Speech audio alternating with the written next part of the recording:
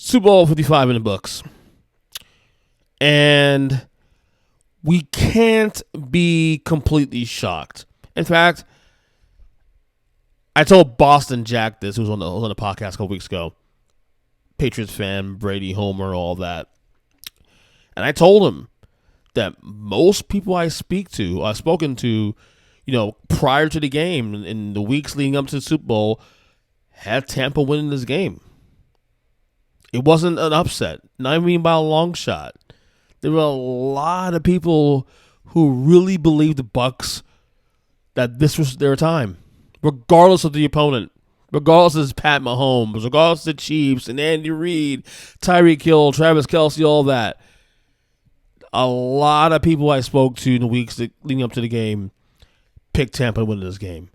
I was leaning KC, but I made my position pretty clear from the word go that I was very concerned about Kansas City's offensive line. Missing 3 starters, one the Pro Bowl left tackle got hurt in the AFC title game. He obviously couldn't play this past Sunday, and that was the big deal. And that really played out. Now, I'm not saying if they were healthy that Kansas City would have probably won the game. Actually, probably could have won the game. But that didn't help. The Buccaneers defense was in Mahomes' face from the word go on most plays. I mean, an NFL record 25 times Patrick Mahomes was hurried and under pressure. A big Super Bowl record. And you got to give the Bucs credit. Defensively, they held things down. And I got to tell you, man, kudos to both offensive and defensive coordinators, Byron Leftwich, Todd Bowles. Dominant effort.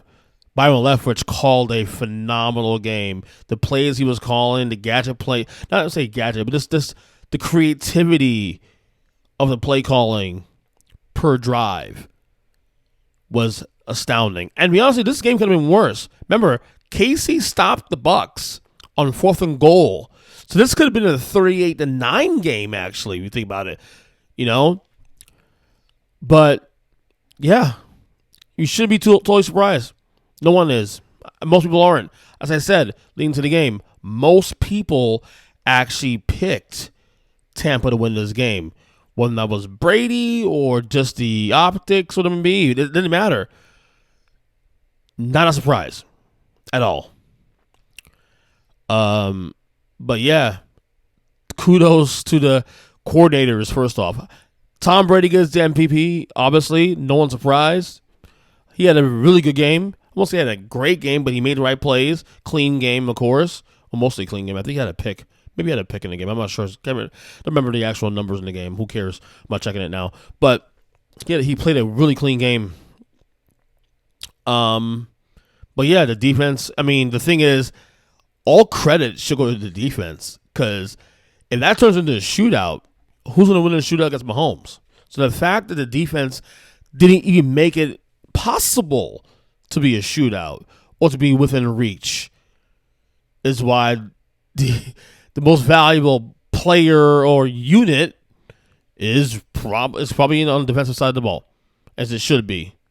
So the game that we thought we'd get, the game that we all figured, be a tight game, be a one for the ages, was definitely not one for the ages. Actually, it's probably one of the more boring Super Bowls we've watched in the last decade. It's definitely on the level of Seattle and Denver. Let's put it that way. It's that bad. It's that bad. So, I mean, all the narratives in the game really is this. Brady was number 7. Impressive, right? Obviously.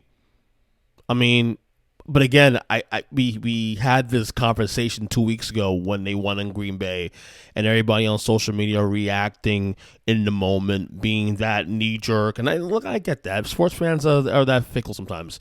Brady's the GOAT and this and that. And I'm gonna go back what I said to everybody 2 weeks ago. It stands now. Nothing changed. The Bucs lost this game. Nothing changes in Brady's legacy. He's still the GOAT. That's not going to change. That wasn't dictated on this win or the win against Green Bay 2 weeks ago. This is already written in the stars already. This, in my opinion, was actually written 5 years ago.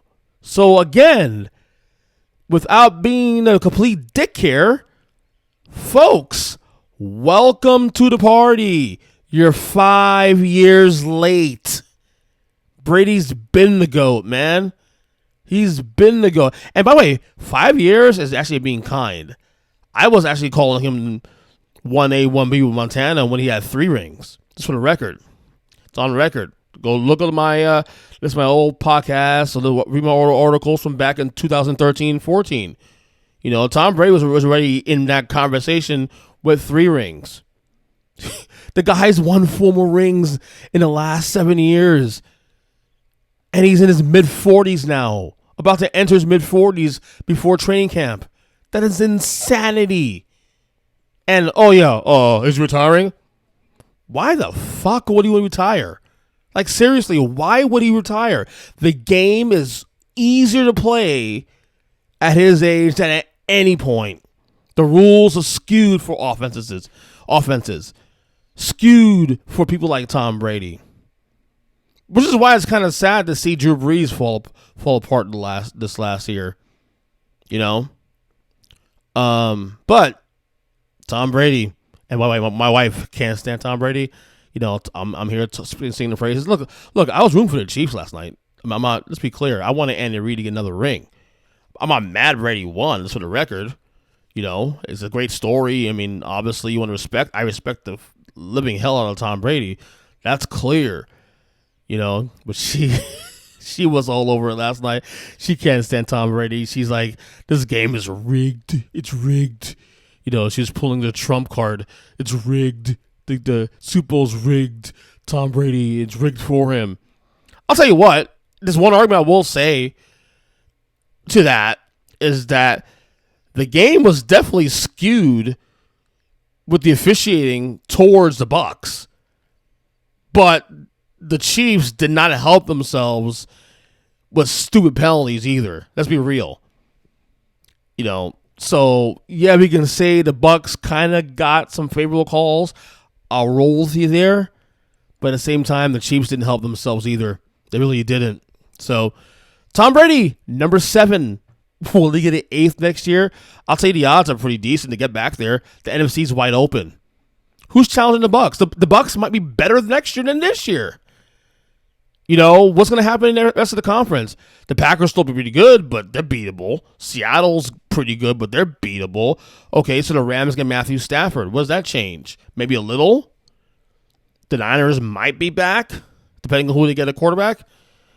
I mean, if as long as that Jimmy Garoppolo, they have a ceiling. They have a ceiling.